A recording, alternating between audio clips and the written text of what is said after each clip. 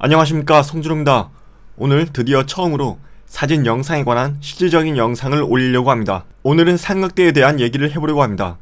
삼각대 살지 말지 고민 많으시죠? 그리고 구입하기로 했다면 가격대는 어느 정도로 해야 될지 또 고민이 되시죠? 또 가격대를 정했으면 삼각대를 3단으로 해야 되는지 4단으로 구입을 해야 되는지에 대해서도 또 고민이 되실 겁니다. 오늘 영상에서 삼각대를 구입을 하기로 했으면 3단으로 구입을 해야 되느냐 아니면 4단으로 구입을 해야 되느냐, 이에 관해서 얘기를 해보려고 합니다. 그동안 삼각대를 사용해 온 경험을 바탕으로 말씀을 드리려고 합니다. 오늘 이 영상을 끝까지 보신다면 삼각대를 구입할 때 3단으로 해야 되는지 아니면 4단으로 해야 되는지에 대한 갈림길에서 방향을 정하실 수 있으실 겁니다. 본격적으로 들어가기에 앞서 오른쪽 아래에 있는 빨간색 구독 버튼 부탁드리겠습니다. 구독하시면 영상 빠르게 받아볼 수 있습니다. 제가 사용하고 있는 삼각대는 지조의 GT2531이라는 삼각대입니다. 약 10년 전에 구입을 해서 지금까지 사용을 하고 있는데요. 이 삼각대는 잠금 장치를 돌렸다가 잠그는 회전 방식의 락 장치를 갖고 있습니다. 이에 반해서 맨프로토에서 나오는 방식은 이 날개 같은 이 장치를 열었다가 닫았다가 하는 방식인데요. 저는 개인적으로 지조의 이 락 장치 돌렸다 잠갔다 하는 방식이 좀 더 편하다고 생각을 합니다. 3단의 장점에 대해서 말씀을 드리겠습니다. 3단은 락 장치가 2개밖에 없어서 빨리 풀었다 조였다 할 수 있습니다.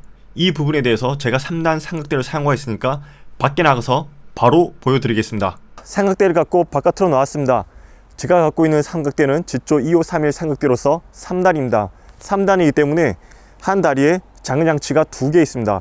한 손으로 딱 감깁니다. 한 손에 보십시오. 한 손에 딱 감깁니다. 그래서 폈다 접었다를 쉽게 할 수 있습니다. 그러면 삼각대를 바로 펴도록 하겠습니다.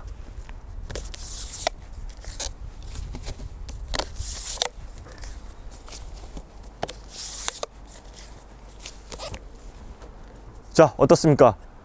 금방이죠? 한 손에 장장치 2개가 딱 들어오기 때문에 한 손으로 2개를 바로 풀 수 있습니다. 그래서 이렇게 빠르게 삼각대를 펼 수 있었습니다. 그럼 반대로 삼각대를 다시 접어 보겠습니다. 접을 때는 4단과 달리 한 다리에 잠금 장치가 2개밖에 없어서 한 다리에 2개씩만 풀었다가 다시 조이면 되는 겁니다. 그럼 바로 해보도록 하겠습니다.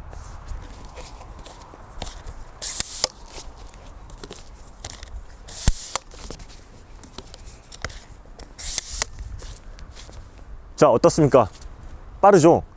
한 다리에 잠금 장치가 2개밖에 없어서 탁탁탁 탁탁탁 탁탁탁 해서 금방 이렇게 삼각대를 접을 수가 있었습니다. 그럼 삼각대를 다시 한번 펼쳐보고 다시 안으로 들어가도록 하겠습니다. 빠르게 진행하도록 하겠습니다.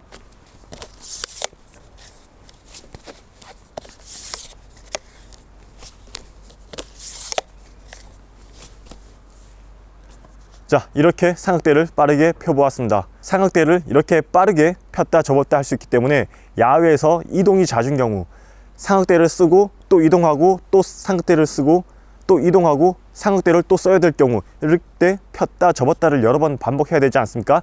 이럴 때 아주 유용한 것이 3단입니다. 잘 보셨죠? 이번에는 4단의 장점에 대해서 말씀을 드리겠습니다. 4단은 3단과 이 폈을 때와 이 무게에서는 그다지 차이가 없습니다. 차이는 이 접었을 때 효과가 나오는데요. 접었을 때의 길이가 3단보다 짧아서 수납에 용이합니다. 예컨대 등산을 하면서 삼각대를 가져갈 때 가방 외부에 장착하지 않습니까? 그렇기 때문에 길이가 짧아서 어디에 걸리적 확률이 낮습니다. 그리고 해외여행 갈 때 캐리어에 넣기도 편리합니다.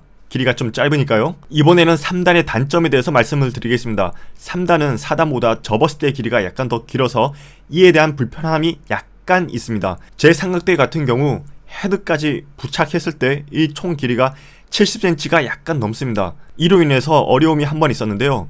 일본 여행을 제가 갔을 때 우리나라 인천공항에서 일본으로 갈 때는 뭐 크게 아무런 문제가 없었습니다.